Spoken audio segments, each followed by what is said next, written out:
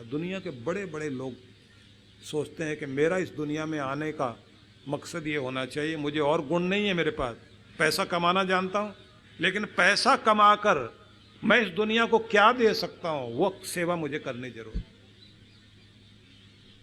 इस युवक ने जैसे ही पता लगा कि ये रॉकफेलर है, वो बहुत खुश हुआ और उसने कहा, देख युवक, अगर रॉकफेलर बनना है ना,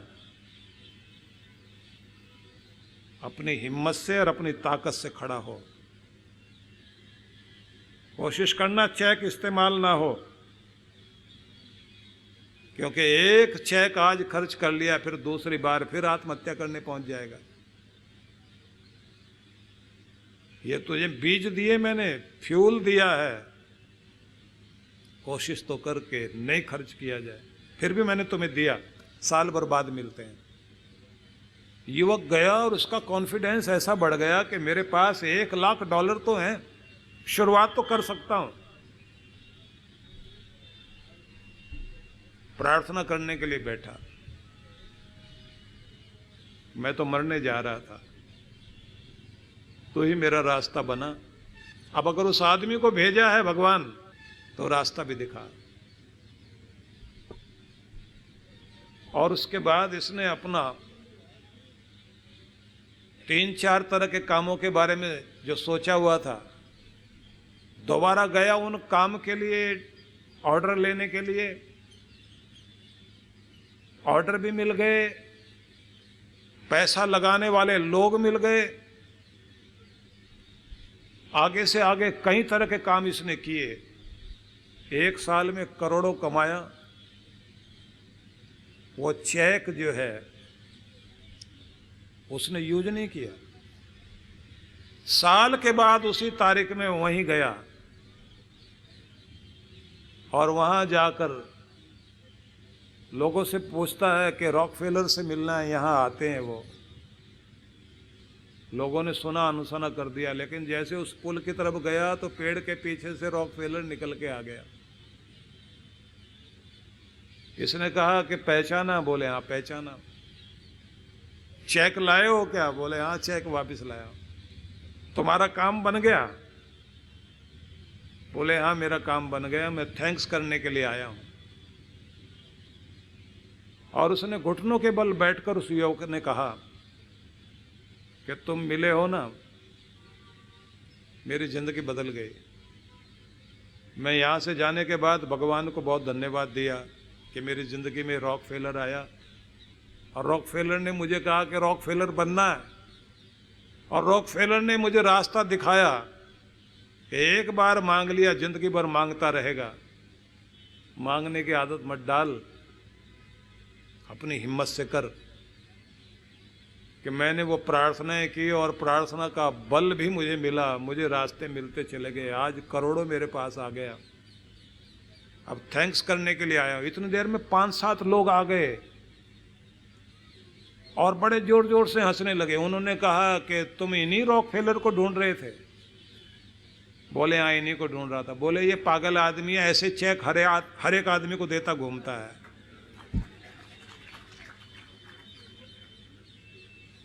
ये अपने आप चेक बांटता रहता हर एक को, और पुल की तरफ कोई आ जाए तो यहीं पेड़ के पास खड़ा हो कि किसी को उदास देख ले तो चेक देता है। ये पागल आदमी है। उस युवक ने कहा कि ये पागल ने तो न जाने कितनों को जिंदगी दे दी होगी, लेकिन मुझे असली पागल तो वो दिखाई देते हैं जिनके पास परमात्मा ने सब कुछ दे रखा है, लेकिन उसके बाद भी न किसी पर तरस आता, न अपनी जिंदगी पर तरस आता, और न कभी परमात्मा के पाए हुए के प्रति कभी धन्यवाद करते। मैं निवेदन करना चाहता हूं आप सबसे, आपकी प्रार्थना चमत्कार करती जरूर है, लेकिन रोज मांगते वाली आदत मत डालना। सिर कभी नहीं झुकते ना मांगने के लिए।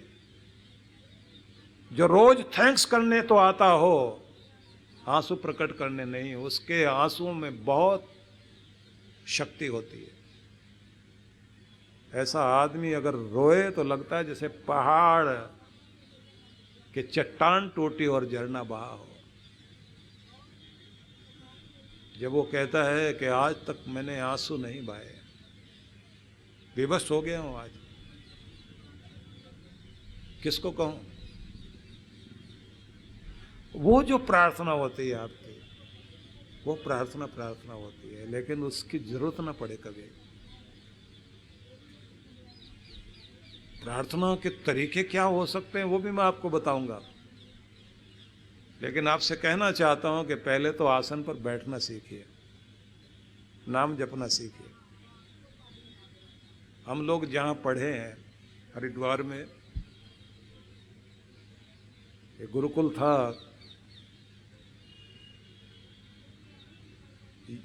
गंगा से निकली हुई एक नहर उसके बराबर से बहती थी।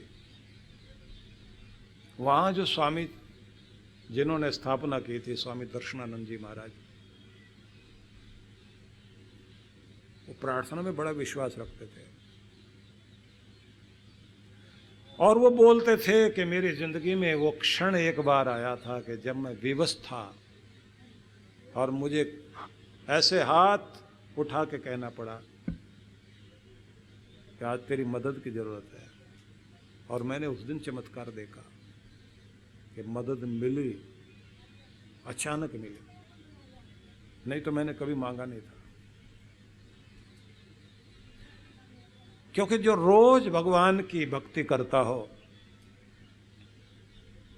और धन्यवाद करता हो, अपना हृदय भगवान से जोड़ता हो, भगवान तो स्वयं कहते हैं ना, योगक्षेम वाहम्यहम, मैं तुम्हारे योग और क्षेम की रक्षा करता हूं। तुम्हें क्या मिलना चाहिए वो देता हूं, और किस चीज की रक्षा होनी चाहिए वो सब मैं करता हूं। इसलिए मेरा निवेदन है आप सभी से कि सच्चे ढंग से प्रार्थना करने वाले बनिए। तो एक तो हो गया नाम जपना, दूसरी चीज हो गई सिमरन करना, तीसरी चीज हो गई स्तुति करना, भगवान की तारीफ, अगली चीज है धन्यवाद करना। जिस जिस चीज के लिए परमात्मा ने जो जो भी हमारे ऊपर मेहर की है उसके प्रति धन्यवाद करना सीख जाइए। उसके बाद भगवान के ध्यान में बैठे हैं, उसका तरीका भी बताएंगे आपको, और बाद में प्रार्थना करनी चाहिए। वो जो प्रार्थना आप करेंगे वो प्रार्थना सच में कमाल का फायदा देती है आपको। प्रार्थना करने वाले लोगों ने भगवान से जो चाहा वो पाया है, और ऐसा कहा जाता है कि भगवान से थोड़ा मांगे या ज्यादा मांगे तो वहां कोई फर्क नहीं पड़ता कि आप कितना मांगना चाहते हैं, कितना लेना चाहते हैं। नदी है, पानी बह रहा है, अब आपका बर्तन, आपकी औकात, आप कितना संभाल सकते हैं, कितना ले जा सकते हैं। हाँ, दुरुपयोग के लिए नहीं दिया जाएगा, ये ध्यान रख लेना। वो पहले ये देख लेते हैं इसकी औकात क्या है। वो ये देखना चाहते हैं कि ये संभाल सकेगा या नहीं। अगर इसमें संभालने की हिम्मत है तो इसको दिया जाना चाहिए। तो फिर आप 10 करोड़ मांगो, 10 अरब मांगो, दिया जाएगा। लायक बनाओ अपने आप को और मांगो, वो तो देने को तैयार बैठा है। अब बड़ा काम करने के बारे में सोचिए आप। कोई बड़ी योजना हाथ में ले लीजिए, आपके पास नहीं हो पैसे, वो बनवा देगा। 8 आने जेब में लेकर के चले हुए एक व्यक्ति और मीलों लंबा विश्वविद्यालय बनाकर खड़ा कर दें, और उस समय जब भारत देश गुलाम था ये सब संभव नहीं था। पंडित मदन मोहन मालवीय, मन में भावना आई, सोचा करता हूं, तो दिया भगवान ने, मदद की। लेकिन उनकी मदद करने का परमात्मा का तरीका भी अद्भुत था और उनकी सोच भी अद्भुत थी। उनकी सोच कितनी कमाल की थी कि एक महिला जो घास काट के लाती थी और रोज बेच के और जो पैसे मिलते थे उससे आटा नमक लेकर अपने घर में जाती थी। तो उसने एक दिन पंडित मदन मोहन मालवीय को देखा जा रहे हैं सुबह सुबह। पूछा, पंडित जी आप जा कहाँ रहे हैं? बोले, लोगों से कुछ चंदा मांगने जा रहा हूं। क्यों? उन्होंने कहा कि हमारे देश में जो शिक्षा का स्तर है ना, अंग्रेज लोग हमारे बच्चों को ऑफिस में काम करने वाले क्लर्क के रूप में पढ़ाई पढ़ा रहे हैं।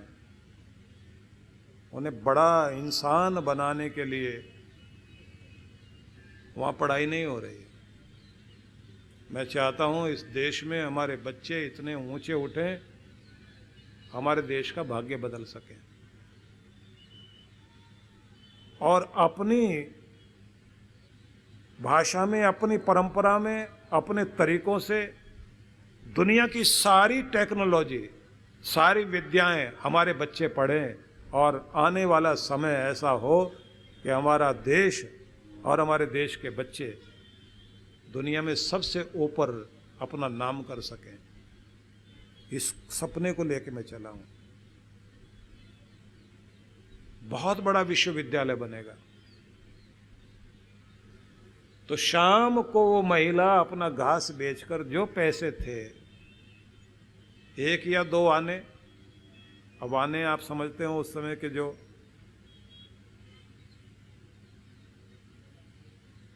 2 आने लेकर आए।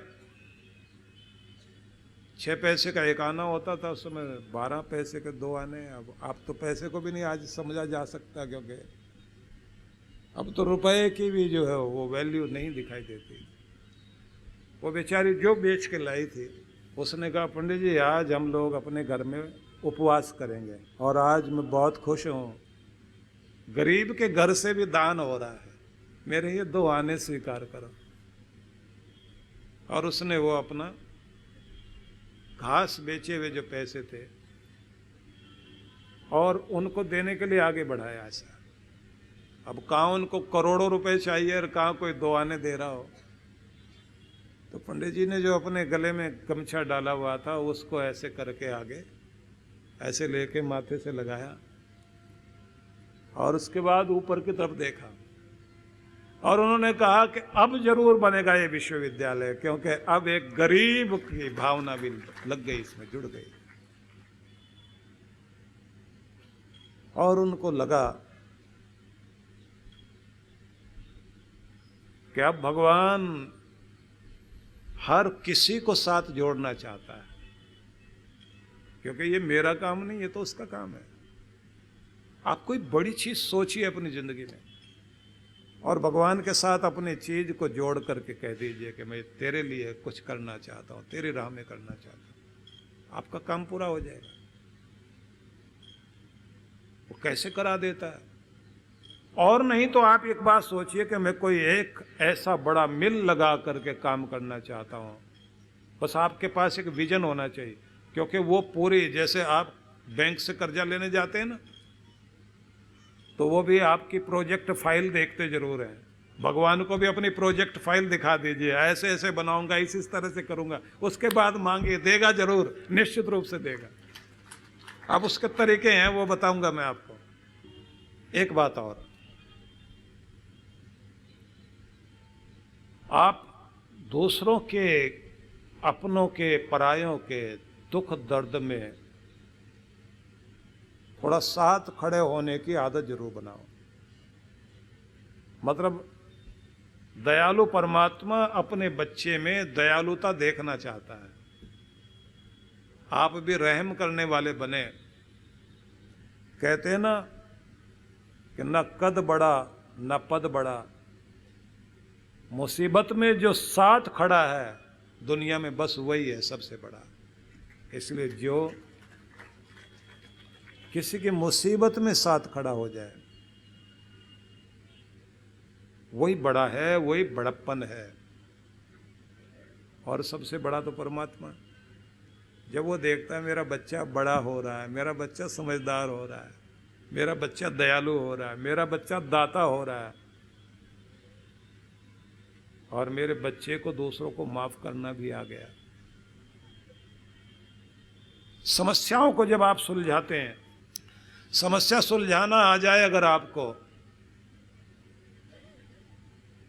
मतलब कुछ लोग होते हैं ना जिनका काम लड़ाई कराना होता है, और कुछ वो होते हैं जो लड़ाई खत्म करते हैं। आप लड़ाई खत्म करा के आते हैं, मेल करा के आते हैं, तो समझदार हो गए ना। तो ये समझदारी जब आपके पास आती है तो यहाँ से आशीर्वाद मिलने शुरू होते हैं। भगवान यहाँ से आशीर्वाद देते हैं कि मेरा बच्चा बड़ा हो रहा है, मेरा बच्चा समझदार हो रहा है। और कमाल की बात जो आपने सोचनी है, एक चीज होती है जिसको बोलते हैं अफर्मेशन, जो आपको रोज करनी होती है, खुद के बारे में जो आपने बोलना होता है कि मैं ये हूं। तो उसमें एक शब्द बोलना होता है कि हे प्रभु, मैं तुम्हारा पुत्र इस धरती पर शांति और प्रेम का मसीहा बनकर आया हूं। स्वयं में शांति, स्वयं में प्रेम, स्वयं में आनंद लेकर मैं इस धरती पर बिखेरना चाहता हूं।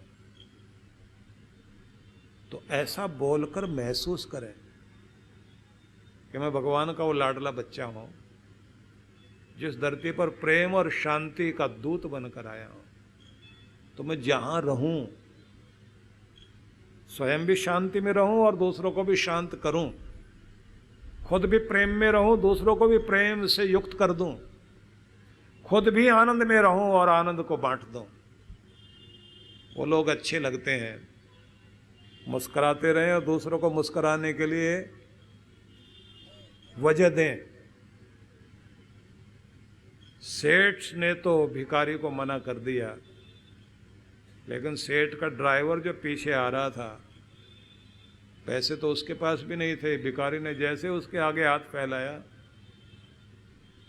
उसने कुछ हरकत की, भिखारी हंसने लगा। सेठ पीछे मुड़ के देखता है, कहता तुमने इनको क्या दे दिया जो हंस रहे हैं, खुश हो गए? बोले मैं और तो कुछ नहीं कर पाया क्योंकि पैसे तो नहीं थे, लेकिन मैंने इनके हाथ पे गुदगुदे जरूर कर दिए। और मुस्कुराकर इनकी तरफ देखकर मैंने कह दिया मेरे पास मुस्कुराहट ही है भाई, और कुछ भी नहीं है। रुलाने का कारण तो नहीं बना। कुछ नहीं कर सकते तो दुनिया को मुस्कुराहट दीजिए, मुस्कुराने का कारण बनिए। क्योंकि ऐसे गाना गाने से कुछ नहीं होगा कि मुस्कुराने की वजह तुम हो, तो रुलाने की वजह कौन फिर? हमें तो एक दूसरे को प्रेम और आनंद बांट करके इस धरती को आनंद पूर्ण करना है। जब आप हर दिन अपने आप को कहते हैं कि मैं परमात्मा का वो लाडला बच्चा हूं जो धरती पर आनंद बिखेरने के लिए आया हूं, निश्चित ही वो आनंद बिखरेगा, वातावरण बदलेगा। अपने घर से लेके बाहर तक हमने कोशिश करनी है। परम पूज्य श्री सुधांशु जी महाराज के पावन आशीर्वाद से ध्यान व अध्यात्म गुरु डॉक्टर अर्चिका दीदी के पावन सानिध्य में गोविंद ध्यानम। मन को सदैव आत्मा में स्थिर करने का योग करने वाला पाप रहित योगी सुख पूर्वक ब्रह्मस्पर्श का परम सुख प्राप्त करता है। दिनांक 20 और 21 अप्रैल 2024। कार्यक्रम की रूपरेखा 20 अप्रैल 2024 सायं 4:30 से 6:30 बजे। 21 अप्रैल 2024 प्रातः 10 से 12:30 बजे एवं सायं 4:30 से 6:30 बजे। स्थान Vardan Lok Ashram, Ghodbunder, Thane road, Mira road east. आयोजक वरदान लोक आश्रम, मुंबई। संपर्क सूत्र हिमालय की गोद में पहाड़ों की वादियों के बीच व्यास नदी के तट पर मनाली ध्यान साधना शिविर। जन्म जन्मांतरों की पीड़ाओं से बाहर निकलने के लिए चांद्रायण अद्भुत तप है। इस बार के ध्यान साधना के लिए कुछ विशेष कार्यक्रम रखे गए हैं। एक तो नित्य साधना कराई जाएगी, दूसरी होगी डिवाइन ब्लिस मेडिटेशन, तीसरी जो है वो दिव्य शक्ति साधना कहेंगे, जिसका मतलब होगा कि आप जो है विश्व शक्ति से कैसे जुड़ सकते हैं, और साथ में वॉकिंग मेडिटेशन भी इसके अंतर्गत होगा। मन को बहुत शांति मिली, एक अद्भुत आनंद प्राप्त हुआ। जिस माइंडसेट और जिस भारी मन से मैं आई हुई थी यहाँ पे, वो काफ़ी कम हुआ है। और every time whenever I come for this शिविर I feel something different, a new energy in me. Thank you to Maharaj Shri and thank you to all of you. तो आज ही पंजीकरण कराएं